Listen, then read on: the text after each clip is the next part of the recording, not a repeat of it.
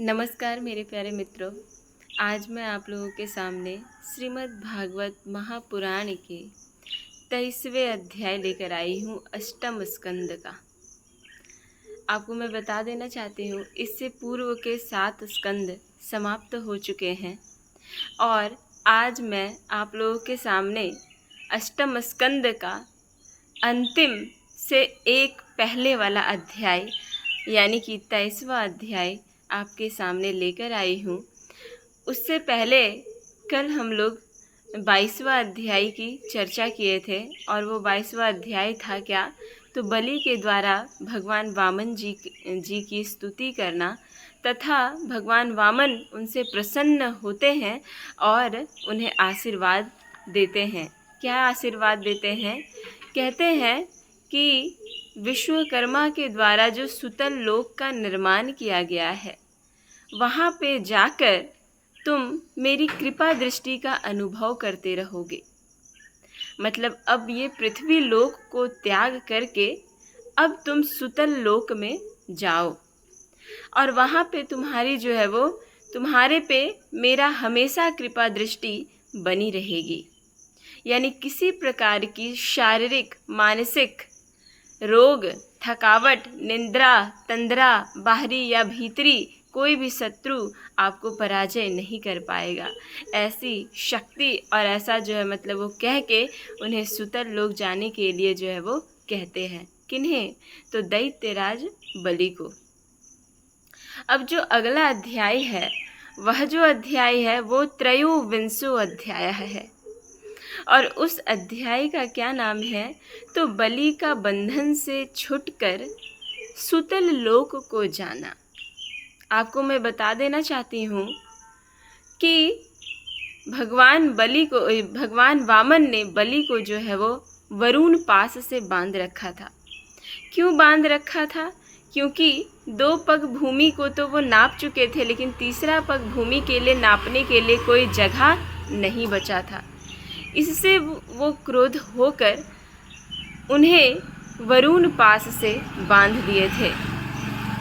जब वरुण पास से राजा दैत्य जो बलि है बंधा हुआ था, उस टाइम भगवान श्री वामन का वो स्तुति करने लगे और स्तुति इतना अधिक किए, इतना ज़्यादा किए कि भगवान उनसे प्रसन्न हो गए और प्रसन्न होके उन्हें सुतल लोक जाने के लिए कहा।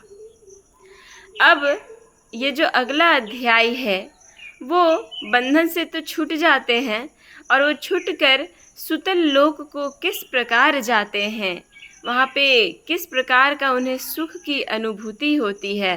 जाने में जिस समय वो जा रहे होते हैं उस समय कौन कौन सी बाधाएं आती हैं, कौन कौन सी चीज़ उन्हें देखने को मिलता है, वो सभी विषय आपके सामने मैं रखने वाली हूँ। कृपया आप लोगों से मेरा विनम्र निवेदन है कि आप लोग इस अध्याय को अंतिम समय तक सुने और अपने मित्रों तक अवश्य पहुँचाएं।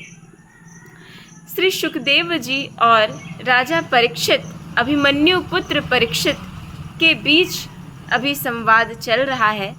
श्री सुखदेव जी कहते हैं परीक्षित से कि परीक्षित, जब सनातन पुरुष भगवान ने इस प्रकार कहा तो साधुओं के आदरणीय महानुभाव दैत्यराज के नेत्रों में आंसू छलक आए। वो दैत्यराज जो थे वहाँ पे उपस्थित, जो दैत्यराज कौन थे? दैत्यराज जो है वो राजा बलि था। जब इस प्रकार से कहे कि तुम सुतल लोक जाओ, वहाँ तुम्हें मेरी कृपा दृष्टि प्राप्त होगी, वहाँ तुम्हें किसी प्रकार का भय, तंद्रा, आलस, निद्रा, बीमारी कुछ भी नहीं होगा, तुम सुखपूर्वक वहाँ पे जियोगे। इतना कहते हुए और इतना सुनते हुए इतना सुनते हुए दैत्यराज बलि के नेत्रों से आंसू निकल आए और वो भी वैसा वाला आंसू नहीं, प्रेम वाला आंसू छलक आए कि भगवान मेरे पे कितना अधिक कृपा दृष्टि बना रहे हैं। और वे हाथ जोड़कर गदगद वाणी से भगवान से कहने लगे। क्या कहने लगे? बलि कहते हैं, प्रभो मैंने तो आपको पूरा प्रणाम भी नहीं किया। सही बात है, उन्होंने प्रणाम नहीं किया है। पूर्ण रूप से जो साष्टांग प्रणाम होता है वो राजा बलि अब तक नहीं किए। क्यों नहीं किए? क्यों नहीं कर पाए? क्योंकि उनको आते ही जो है वो दैत्यराज को वामन भगवान पास से बांध दिए थे, रस्सी से बांध दिए थे, जिसके वजह से वो कह रहे हैं, कौन? दैत्यराज कह रहे हैं कि मैंने तो आपको पूरा प्रणाम भी नहीं किया है, केवल प्रणाम करने मात्र की चेष्टा भर की है बस। अभी तो हृदय से मैंने प्रणाम भी नहीं किया, बस चेष्टा किया है, सिर्फ चेष्टा मात्र है प्रणाम मेरा। उसी से मुझे वह फल मिला जो आपके चरणों के शरणागत भक्तों को प्राप्त होता है। वो आशीर्वाद सिर्फ मुझे चेष्टा भर प्रणाम करने से प्राप्त हो गया है, ऐसा दैत्यराज बलि कह रहे हैं। बड़े बड़े लोकपाल और देवताओं पर आपने जो कृपा कभी नहीं की वह मुझ जैसे नीच असुर को सहज ही प्राप्त हो गई। ऐसा कौन कह रहे हैं? दैत्यराज बलि। श्री सुखदेव जी कहते हैं, राजा परीक्षित, यूँ कहते ही बलि वरुण के पासों से मुक्त हो गया। तब उन्होंने भगवान ब्रह्मा जी और शंकर जी को प्रणाम किया और इसके बाद बड़ी प्रसन्नता से असुरों के साथ सुतल लोक की यात्रा की। जब वो पास से मुक्त हो गए तभी वो भगवान वामन को और ब्रह्मा जी को तथा शंकर भगवान को उन्होंने प्रणाम किया और प्रणाम करने के पश्चात वो अपने जो दैत्य सेना थे उन सभी सेनाओं के साथ सुतल लोक की यात्रा करना प्रारंभ कर दिए। इस प्रकार भगवान ने बलि से स्वर्ग का राज्य लेकर इंद्र को दे दिया।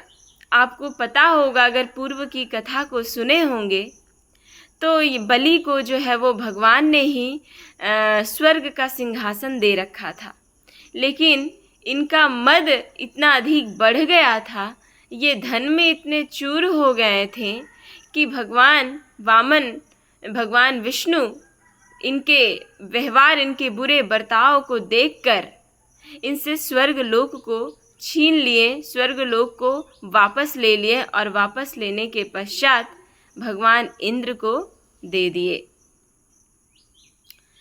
इस प्रकार भगवान ने बलि से स्वर्ग का राज्य लेकर इंद्र को दे दिया। अदिति की कामना पूर्ण की और स्वयं उपेंद्र बनकर वे सारे जगत का शासन करने लगे। जब प्रहलाद ने देखा कि मेरे वंशधर पौत्र राजा बलि बंधन से छूट गए हैं और उन्हें भगवान का कृपा प्रसाद प्राप्त हो गया, तो वे भक्ति भाव से भर गए। कौन? प्रहलाद। जो दैत्यराज बलि है उनके पितामह कौन थे? प्रहलाद थे। और प्रहलाद को भी भगवान की कृपा दृष्टि प्राप्त है, वो बहुत बड़े भगवान के भक्त थे। तो जब प्रहलाद ने ऐसा देखा कि हमारे वंशधर पौत्र राजा बलि को भगवान की कृपा दृष्टि प्राप्त हो गई है, तो वे भक्ति भाव से भगवान के प्रति उनकी और भी श्रद्धा बहुत अधिक बढ़ गई। उस समय उन्होंने भगवान की इस प्रकार स्तुति की और फिर जो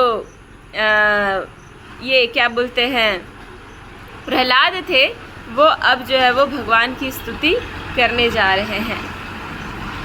तो प्रहलाद जी स्तुति कर रहे हैं और स्तुति करते हुए कहते हैं कि प्रभो, यह कृपा प्रसाद तो कभी ब्रह्मा जी, लक्ष्मी जी और शंकर जी को भी नहीं प्राप्त हुआ, तब दूसरों की बात ही क्या है। अहो, विश्व वंद्य ब्रह्मा आदि भी जिनके चरणों की वंदना करते रहते हैं, वही आप हम असुरों के दुर्गपाल किलेदार हो गए हैं। शरणागत वत्सल प्रभो, ब्रह्मा आदि लोकपाल आपके चरण कमलों का मकरंद रस सेवन करने के कारण सृष्टि रचना की शक्ति आदि अनेक विभूतियाँ प्राप्त करते हैं। हम लोग तो जन्म से ही खल और कुमार्गगामी हैं। ऐसा कौन कह रहे हैं? प्रहलाद जी कह रहे हैं। हम पर आपकी ऐसी अनुग्रह पूर्ण दृष्टि कैसे हो गई जो आप हमारे द्वारपाल ही बन गए? भगवान जो विष्णु हैं वो सुतल लोक के द्वारपाल बन गए हैं।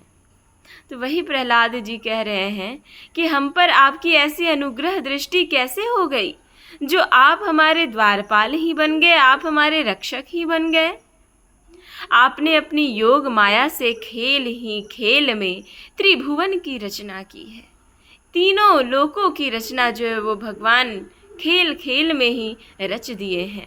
आप सर्वज्ञ, सर्वात्मा और समदर्शी हैं, फिर भी आपकी लीलाएं बड़ी विलक्षण जान पड़ती है। आपका स्वभाव कल्प वृक्ष के समान है, क्योंकि आप अपने भक्तों से अत्यंत प्रेम करते हैं। इसी से कभी कभी उपासकों के प्रति पक्षपात और विमुखों के प्रति निर्दयता भी आप में देखी जाती है। श्री भगवान ने कहा, जो भगवान श्री विष्णु के एक अंश वामन के रूप में पृथ्वी पे पधारे हैं, उन्होंने कहा, बेटा प्रहलाद, तुम्हारा कल्याण हो, अब तुम भी सुतल लोक में जाओ। वहां अपने पौत्र बलि के साथ आनंद पूर्वक रहो और जाति बंधुओं की सुखी देखो, सुखी करो, सुख दो। वहां तुम मुझे नित्य ही गदा हाथ में लिए खड़ा देखोगे, द्वारपाल के रूप में। मेरे दर्शन के परमानंद में मग्न रहने के कारण तुम्हारे सारे कर्म बंधन नष्ट हो जाएंगे। ऐसा कौन कह रहे हैं? ऐसा श्री भगवान कह रहे हैं।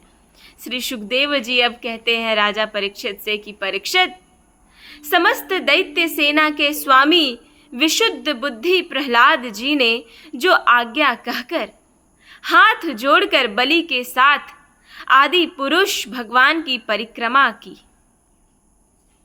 उन्हें प्रणाम किया और उनसे अनुमति लेकर सुतल लोक की यात्रा की।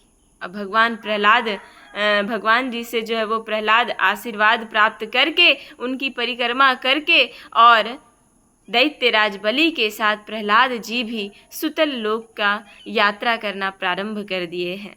फिर है, कहते हैं श्री सुखदेव जी कि परीक्षित, उस समय भगवान श्री हरि ब्रह्मवादी ऋत्विजों की सभा में अपने पास ही बैठे हुए शुक्राचार्य जी से कहा, आपको बता दे कि जब भगवान वामन भिक्षा मांगने के लिए आए थे दैत्यराज बलि से, तब उसी समय जो दैत्यराज बलि है वो अपने गुरु शुक्राचार्य जी के साथ बैठकर यज्ञ कर रहे थे। वहीं पे शुक्राचार्य जी भी थे। उन्होंने ही ये यज्ञ की दीक्षा दिया और यज्ञ का संचालन करवाया था। तो जब ये सारा प्रसंग समाप्त हो गया बलि के द्वारा, तब भगवान वामन शुक्राचार्य जी से कहते हैं, क्या कहते हैं? ब्राह्मण, आपका शिष्य यज्ञ कर रहा था। आपका जो शिष्य था बलि, वो यज्ञ कर रहा था। उसमें जो त्रुटि रह गई है उसे आप पूर्ण कर दीजिए, ऐसा भगवान वामन कह रहे हैं। क्योंकि कर्म करने में जो कुछ भूल चूक हो जाती है वह ब्राह्मणों की कृपा दृष्टि से सुधर जाती है। मेरे प्यारे मित्रों, अब आपको समझ में आ गया होगा कि पुरोहित का क्या महत्व है। एक यज्ञ के संचालन में, एक पूजा के संचालन में पुरोहित की कितनी बड़ी भूमिका होती है, वो आपको इन पंक्तियों से समझ में आ गया होगा। भगवान स्वयं कह रहे हैं शुक्राचार्य जी से कि आपका शिष्य जो यज्ञ का संचालन कर रहा था वो तो अब सुतल लोक को चला गया है, लेकिन उससे जो त्रुटि हो गई है या फिर कुछ रह गया है और करने को, तो आप उसको पूर्ण कीजिए। क्योंकि ब्राह्मणों की कृपा दृष्टि से जो भी यज्ञ में त्रुटि रह जाता है, उनकी कृपा दृष्टि से, ब्राह्मणों की कृपा दृष्टि से सुधर जाता है। इसलिए आप जो है वो यज्ञ को पूर्ण करें और जो भी उसमें त्रुटि रह गया है उसको ठीक ढंग से आप समाप्त करके और अपना कार्य को आगे बढ़ावे। श्री शुक्राचार्य जी कहते हैं, क्या कहते हैं? भगवान, जिसने अपना समस्त कर्म समर्पित करके सब प्रकार से यज्ञेश्वर यज्ञ पुरुष आपकी पूजा की है। कह रहे हैं शुक्राचार्य जी अपने शिष्य के बारे में कह रहे हैं। क्या कह रहे हैं? कि भगवान, जिसने अपना समस्त कर्म समर्पित करके सभी प्रकार से यज्ञेश्वर यज्ञ पुरुष आपकी पूजा की है, उसके कर्म में कोई त्रुटि, कोई विषमता कैसे रह सकती है? क्योंकि मंत्रों की अनुष्ठान पद्धति की, देश काल पात्र और वस्तु की सारी भूलें आपके नाम संकीर्तन मात्र से सुधर जाती है। कौन ऐसा कह रहे हैं? तो जो दैत्य गुरु थे शुक्राचार्य, वो कह रहे हैं कि आपके संकीर्तन मात्र से ही सारा त्रुटि समाप्त हो जाता है। आपके नाम मात्र से, आपके नामों की स्तुति करने पे ही सारे विघ्न समाप्त हो जाते हैं।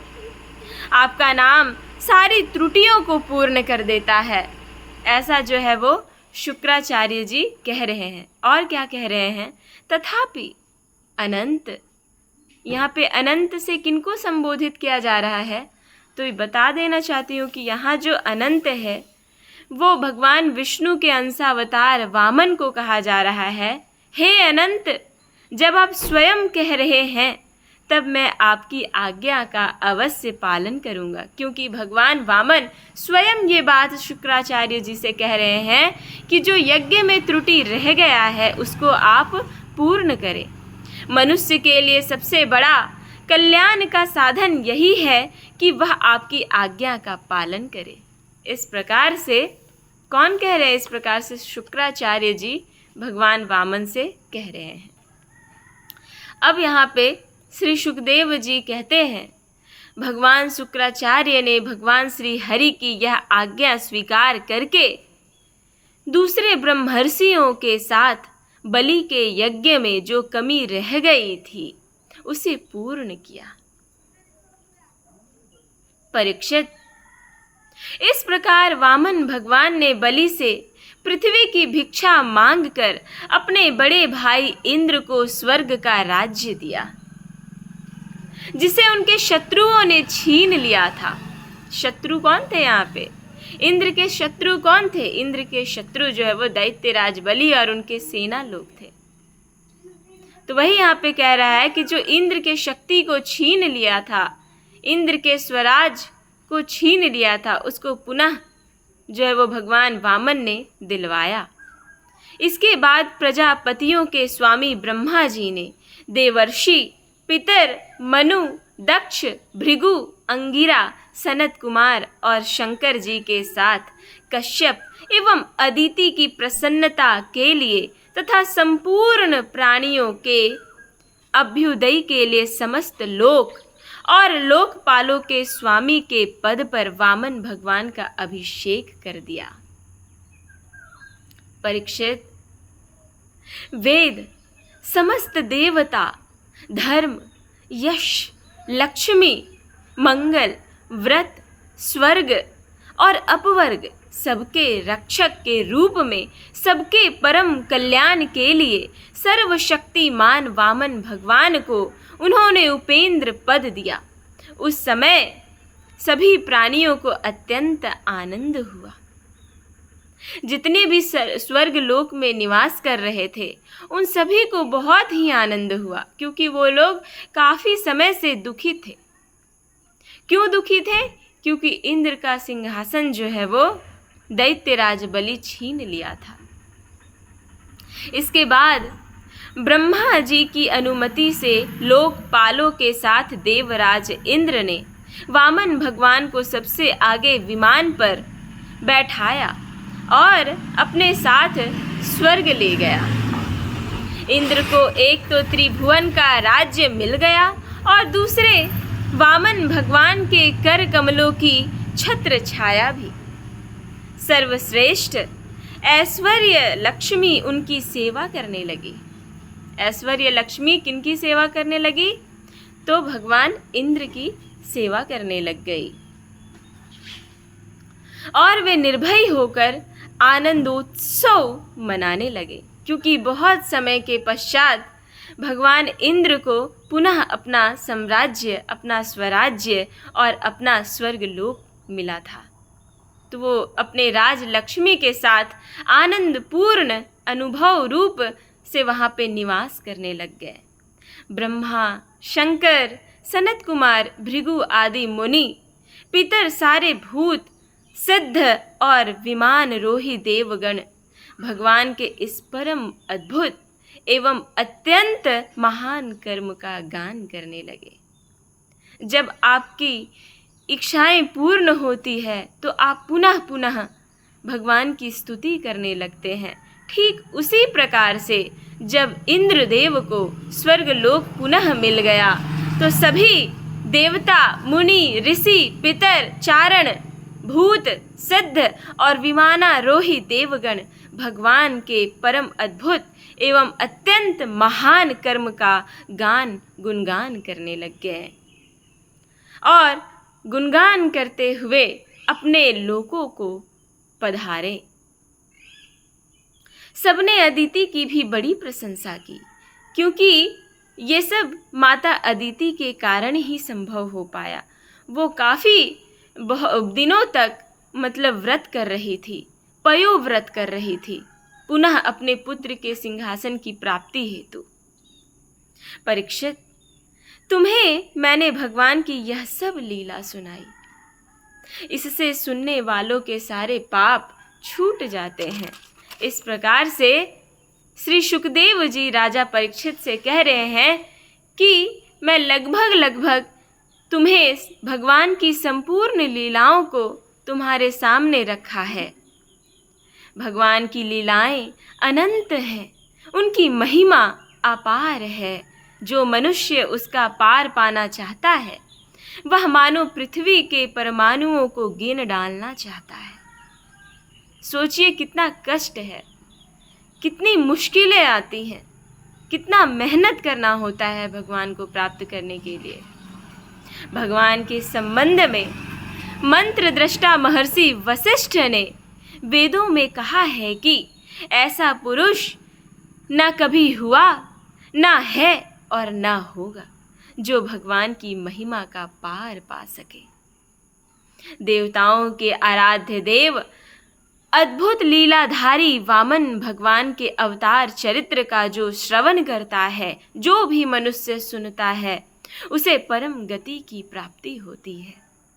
देव यज्ञ, पितृयज्ञ और मनुष्य यज्ञ, किसी भी कर्म का अनुष्ठान करते समय जहाँ जहाँ भगवान की इस लीला का कीर्तन करता है, इन लीलाओं को सुनता है, श्रवण करता है तथा सुनाता है, वह कर्म सफलता पूर्वक संपन्न हो जाता है। चाहे वो देव यज्ञ कर रहा हो, चाहे वो पितृयज्ञ कर रहा हो, चाहे वो मनुष्य यज्ञ कर रहा हो, वो सफलता पूर्वक पूर्ण हो जाता है। यह बड़े बड़े महात्माओं का अनुभव है, ऐसा मैं नहीं कह रहा हूँ। ऐसा बड़े बड़े महात्माओं का कथन है कि जो भी मनुष्य बड़े चीज़ों का अनुष्ठान करता है, यज्ञ करता है, याग करता है, पूजा अर्चना करता है, उनके पूजा अर्चना में अगर भगवान के लीलाओं को पाठ करता है, श्रवण करता है, तो उनके सारे विघ्न स्वतः ही समाप्त हो जाते हैं और अंततः वो सफलता पूर्वक संपन्न हो जाता है। मेरे प्यारे मित्रों, मैं आपको काफ़ी समय से भगवान वामन अवतार की कथा को बता रही हूँ और अब जाकर ये कथा संपूर्ण हुआ है।